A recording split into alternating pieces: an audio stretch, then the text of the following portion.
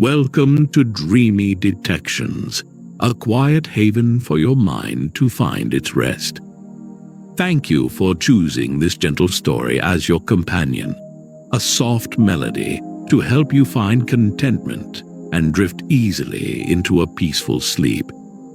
If this tale brings you comfort, a simple like, a subscription to our channel, or a kind comment is always a source of deep encouragement. Tonight, we will be visiting the sun-drenched and serene Meadowlight Cottage. Prepare to be enchanted by a place where the air hums with the gentle life of bees, and an old piano waits to share its soothing secrets. Let the stillness of this peaceful meadow provide a quiet respite and guide you toward profound calm. Chapter 1. A Quiet Cottage, a Silent Tune.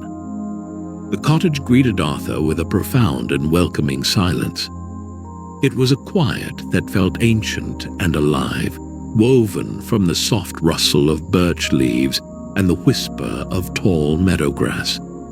Meadowlight Cottage stood just as he remembered from childhood summers, a simple structure of honey-colored wood, nestled in a sea of green and gold. The air itself felt different here, thick with the sweet, clean scent of clover and warm earth. He stepped across the threshold, feeling the accumulated noise and tension of the city begin to dissolve in the tranquil atmosphere, like sugar in warm tea. He spent the first hours simply being. He sat in a comfortable faded armchair, its floral pattern worn smooth with time, and let the quiet of the cottage envelop him. His breath, which had felt shallow and tight for months, began to deepen, his shoulders releasing a weight he hadn't known was so heavy. Outside the large wavy glass of the window, the world was a gentle symphony of movement. A soft breeze made the wildflowers nod their heads in a slow, graceful dance, and the sunlight filtered through the leaves of a great oak, dappling the grass with shifting patterns of light. From the edge of the meadow came a sound he recalled with a deep, nostalgic fondness. It was the gentle, collective hum of the apiary his great-aunt Elspeth had tended with such loving care. The sound was a constant soothing presence, a low, resonant drone that seemed to vibrate in harmony with the peacefulness of the land. It was the heartbeat of the meadow, a sound of purposeful, unhurried life. It drew him out of the cottage, his feet making soft impressions in the thick, verdant grass as he walked toward the stand of 5 weathered white beehives. The air around the apiary was alive with the gentle, looping flight of thousands of bees, their movements a mesmerizing ballet. He felt no fear, only a sense of quiet reverence for their diligent work. Beside the hives stood a small, weathered shed, its door slightly ajar. Inside, the air was warm and smelled richly of beeswax and dried herbs. Old beekeeping tools hung neatly on the walls, and a retired smoker sat on a shelf, a silent testament to his great-aunt's gentle craft. On a small wooden table, half hidden beneath a canvas cloth, was a small, leather-bound journal. He picked it up, the leather soft and supple beneath his fingertips. It was worn at the edges, clearly a cherished object. He expected to find records of honey yields or notes on the health of the hives. Instead, as he opened the cover, he saw that the pages were filled not with words, but with lines of beautiful, hand-drawn musical staff. Upon them simple, elegant melodies were written in a flowing, confident hand. Each page held a different tune, each one titled with a simple, evocative name: Clover's Dream, Sunbeam's Waltz, The Dewdrop's Rest.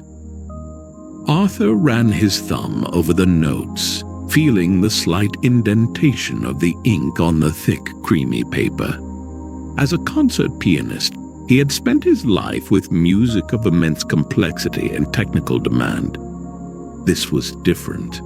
This music was pure and unassuming, like a folk song or a lullaby. It felt like coming home. He held the book to his chest, the silence of the shed profound around him. It felt like he was holding a secret, a quiet and beautiful piece of his great-aunt's soul. He carried the journal back to the cottage as the afternoon sun began its slow descent, painting the meadow in long golden strokes of light. The humming from the apiary seemed to soften, a gentle accompaniment to the approaching twilight. Arthur felt a sense of purpose stir within him, a gentle curiosity that was free from the pressure and expectation that had burdened him for so long. He looked from the journal in his hands to the old upright piano that stood against the far wall of the cottage's main room. The piano was a simple instrument, its wooden case showing the marks of a long and well-loved life. He had not touched a piano in months. The very thought of it tied to feelings of anxiety and exhaustion. Yet now, looking at this humble instrument and holding this book of simple tunes, he felt a quiet pull, a gentle invitation. He felt that perhaps, here in the deep and healing quiet of Meadowlight Cottage, he might find a way to make music again, not for a crowd, but for the peaceful, listening meadow. Chapter 2. The First Note for the Bees. The next morning, sunlight streamed through the cottage window, illuminating the fine layer of dust on the old upright piano. Arthur approached it with a gentle reverence, lifting the wooden fallboard to reveal the keys. They were the color of old ivory, their surfaces worn smooth from years of use. He sat on the bench, its wood creaking softly, and placed his great-aunt Elspeth's journal on the music stand.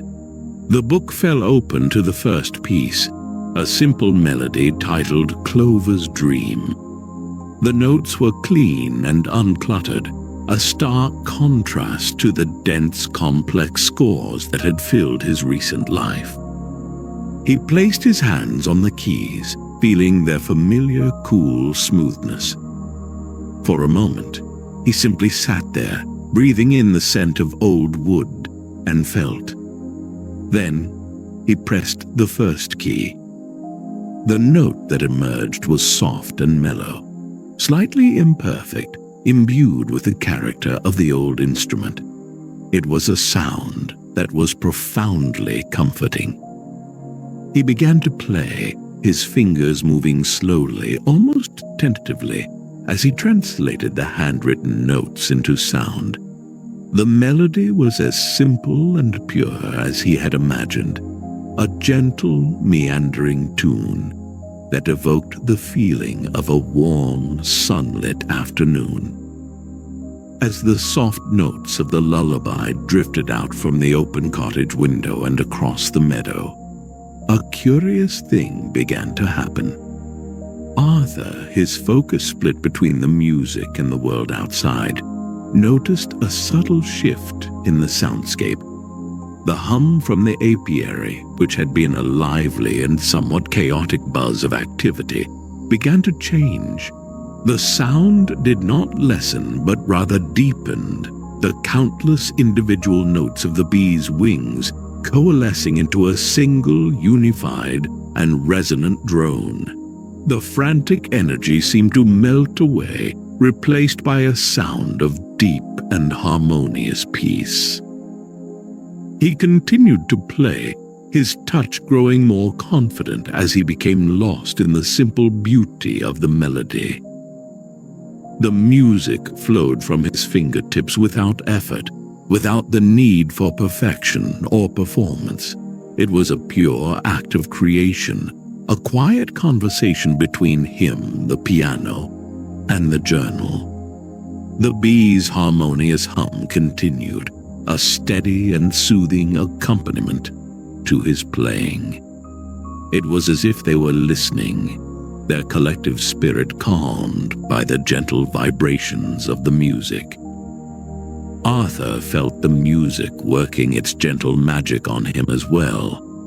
The persistent tension that had lived in his shoulders and neck for so long began to ease, the muscles softening with each soft chord.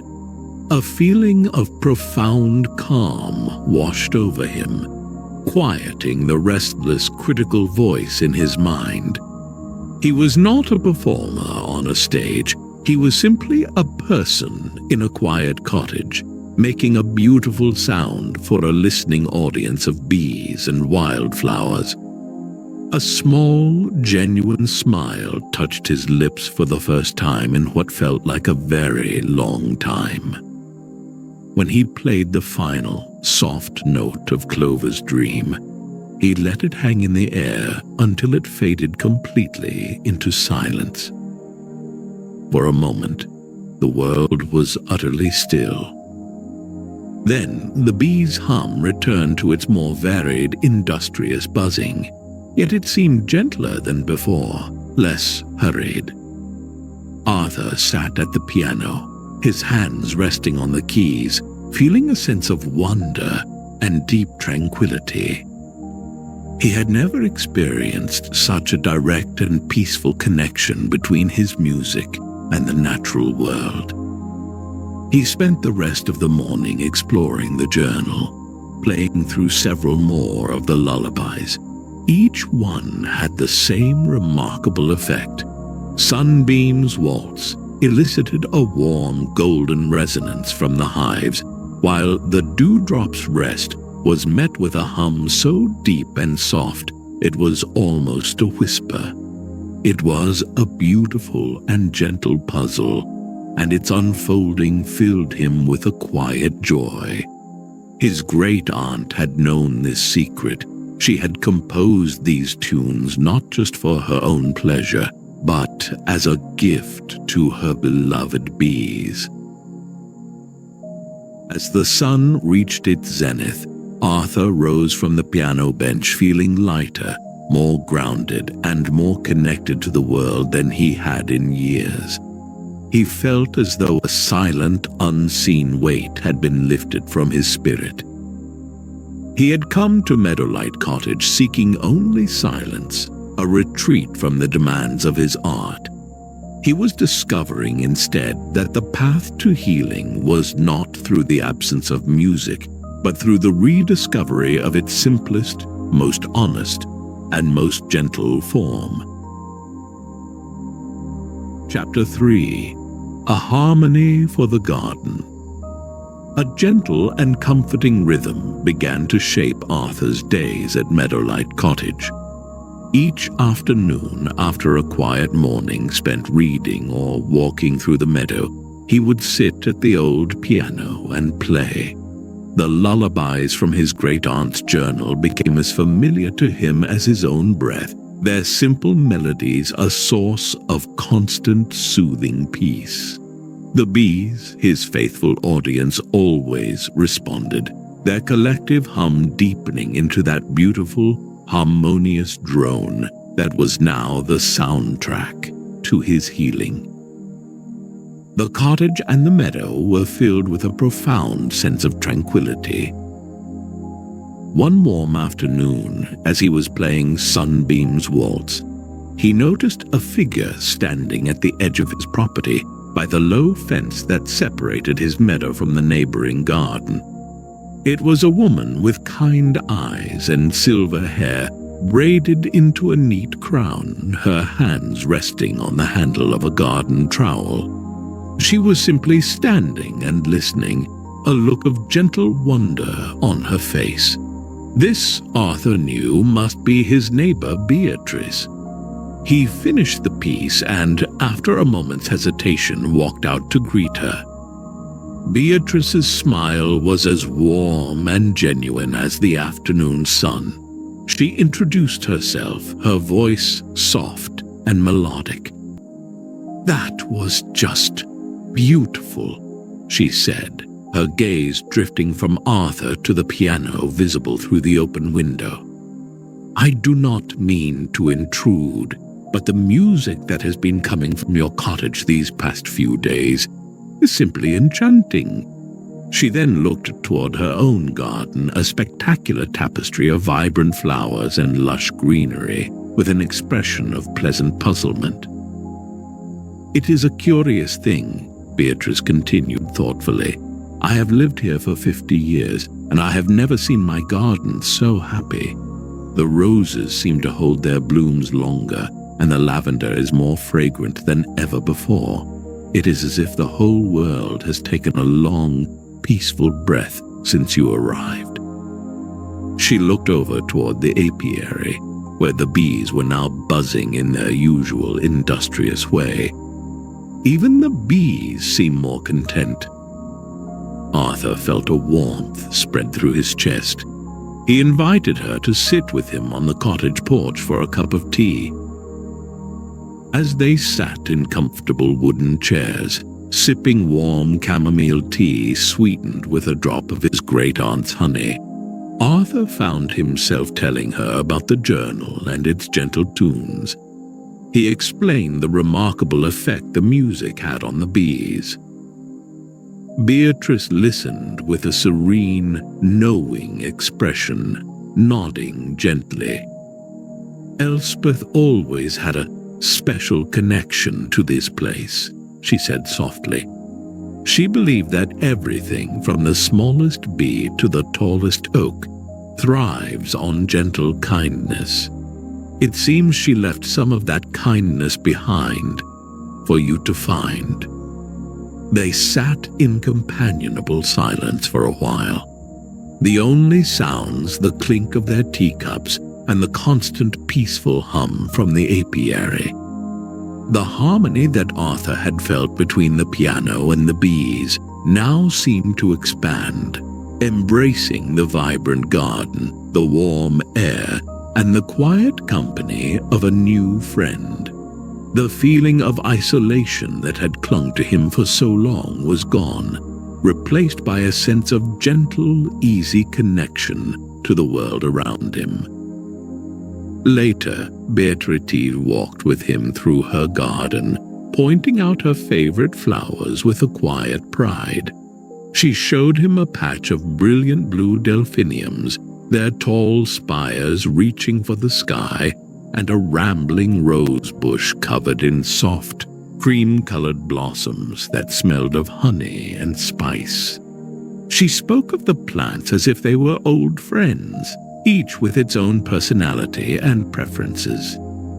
Her deep, peaceful relationship with the natural world was inspiring, a testament to a life lived in patient harmony with the earth. As the sun began to set, casting long, soft shadows across the meadow, Arthur returned to the piano. Beatrice remained in her garden, tending to her plants, but he knew she was listening. He chose a piece called Twilight's Embrace, its melody slow and contemplative. The bees answered with their deepest, softest hum yet. The music, the bee song, and the sweet scent of Beatrice's blooming flowers all wove together, creating a moment of perfect, serene harmony. Arthur felt a sense of profound contentment, a feeling of being a small but essential part of this beautiful, interconnected piece. Chapter 4. The Lullaby of Lasting Peace. Weeks turned into a month, and the rhythm of Meadowlight Cottage became Arthur's own. The heavy weariness he had arrived with had been replaced by a quiet energy, and the creative wellspring he had thought was dry was slowly, gently refilling. The lullabies in his great-aunt's journal had been his guide, their simple melodies showing him a path back to his art that was paved not with ambition and pressure, but with peace and simple joy. He had played every tune in the book 100 times over, each one a beloved friend. One afternoon, sitting at the piano bench, he felt a new impulse. He turned to a fresh, empty page at the back of the journal, a page his great-aunt had left blank. He picked up a soft pencil and, without thought or planning, his hand began to move, drawing a clean, new staff. A melody had been forming in his mind for days, a tune inspired not by a distant composer, but by the world right outside his window. It was a melody woven from the hum of the bees, the rustle of the birch leaves, the warmth of the sun, and the sweet scent of clover. His fingers found the keys, and he began to play the tune that was taking shape in his mind and on the page. It was a simple lullaby, much like the others in the journal, but this one was his own. The melody was slow and gentle, filled with a sense of deep gratitude and serene contentment.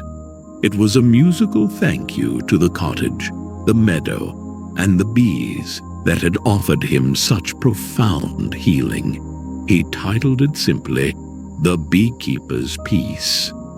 As he played his composition, the response from the apiary was immediate and profound. The bees' hum softened and deepened into the most harmonious and resonant drone he had ever heard from them.